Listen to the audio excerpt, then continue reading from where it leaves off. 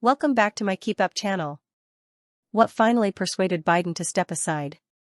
Inside the last-minute decision that completely blindsided White House and campaign staff, and who was there when he dropped a bomb?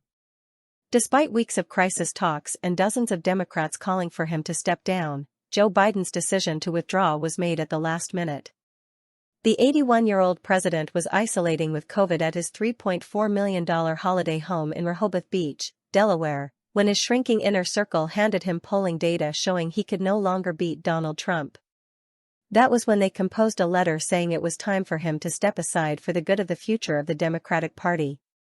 Donors had pulled millions of dollars in funds, the list of Democrats telling him to drop out was growing by the day, and polls suggested that his chances of beating Donald Trump were dwindling after his disastrous debate performance. Jill Biden was there when her husband eventually made the historic call, giving in to mounting pressure. But a spokeswoman for the First Lady said it was the president's judgment alone, and confirmed he made it late. Down to the last hours of the decision only he could make, she, Jill Biden, was supportive of whatever road he chose, the spokeswoman said. She's his biggest believer, champion, and always on his side, in that trusted way only a spouse of almost 50 years can be. The question now is what pushed Biden to finally make the extraordinary move that blindsided some of his White House staff and most of the people working on his re-election campaign. On Saturday evening, Biden summoned to his side two men who have been there since his political start, advisors Steve Ricchetti and Mike Donilon. They have been with him through the best of times, his first years as a senator, and the worst of times, the death of his son Beau Biden in 2015. Already with the president and the First Lady were their closest aides Annie Tomasini and Anthony Bernal, who they refer to as family.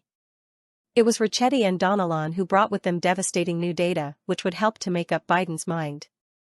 They revealed the latest internal campaign polling, taken since the debate, which showed he could no longer beat Trump. Biden's decision was made soon after, and he asked Ricchetti and Donilon to start drafting a letter, and to begin the process of how to make a public announcement. DailyMail.com confirmed. The president also began telling his family. Biden had previously insisted that he would only step aside if he was shown polling that proved Kamala Harris would fare better than him against Trump, or if he developed a medical condition. In the end, it was the first of those developments that sealed his fate. Biden went to bed on Saturday night at the beach house, knowing he would announce his bombshell the next day. At 1:45 p.m. on Sunday, he began calling his senior staff at the White House and the campaign. By that time, he had already told Harris and Senate Majority Leader Chuck Schumer. At 1:46 p.m., his campaign account posted a letter from the president announcing his decision even as he was still on the staff call. Most of his staff, both in the White House and at the campaign, were shocked. They learned the news online, getting the alert when the @Joe Biden account posted the president's missive. No one had a heads up before the tweet posted, a campaign staffer told DailyMail.com. Which, to me, is an insane way to treat the 1,300 people that work for you on the campaign. It capped a chaotic 48 hours for the Biden family as they hunkered in behind their patriarch with a small, inner circle of longtime aides supporting them. Some were even reporting back to Jill Biden about those staffers deemed disloyal. Meanwhile, Biden had veered from angry at the pressure from his party to acceptance of the situation.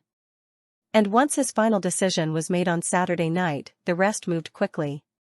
Biden called Harris directly to tell her the news. He also had one-on-one calls with White House Chief of Staff Jeff Zients and Campaign Chair Jen O'Malley Dillon, according to reports. He would also speak with his cabinet, members of Congress, governors, and supporters. But it all happened so fast many staff were hurt about the way they learned of the news, although they weren't surprised by it. The writing has been on the wall. Almost 40 Democratic lawmakers had called on Biden to exit the race. Major donors were threatening to pull their support.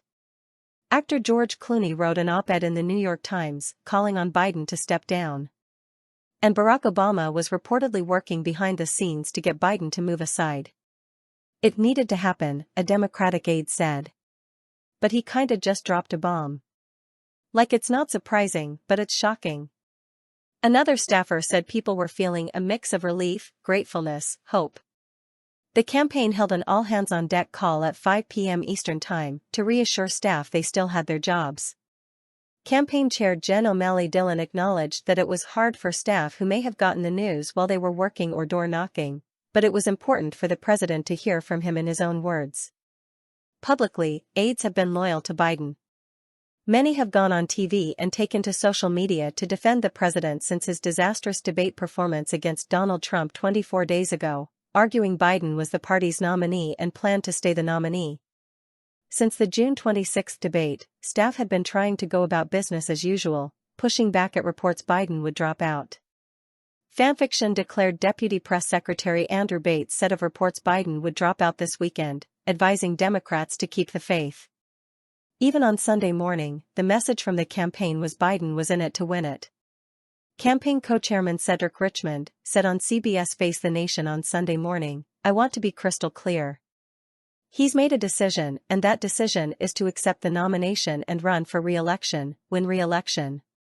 Officials defended the manner in which the decision was announced. "It was made at the last minute," a White House official said.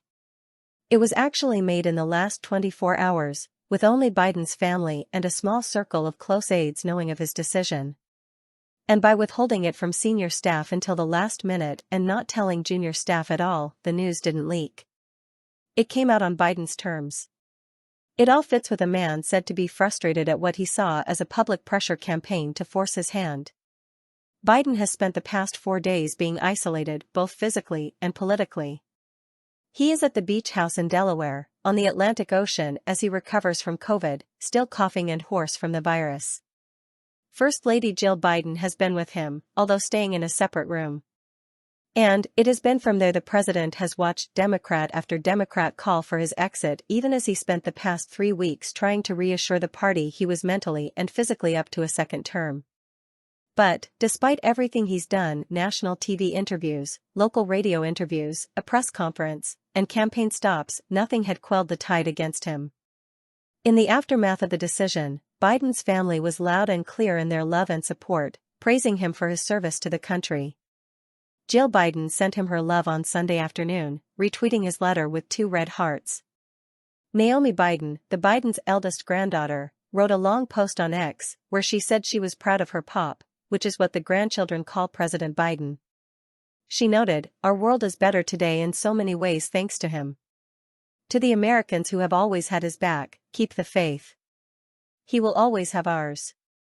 And Hunter Biden said in a statement of his father, "He is unique in public life today, in that there is no distance between Joe Biden the man and Joe Biden the public servant of the last 54 years.